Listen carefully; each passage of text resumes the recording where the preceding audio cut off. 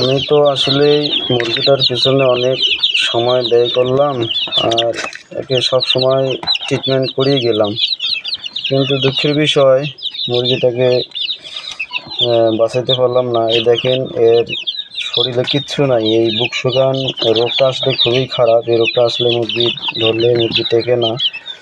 আমি অনেক চেষ্টা করলাম, ওষুধপাতি, অ্যান্টিবায়োটিক, তারপরে মনে করি যে ভাইরাস জাতীয় এগুলো সব কিছু ব্যবহার করছি আসলে। তো মোটামুটি দেখেন, এই মুরগিতে কিচ্ছু নাই শরীরে। মোটামুটি কালকেও খাচ্ছিল, আজকেও সকালে একটু খাইলো।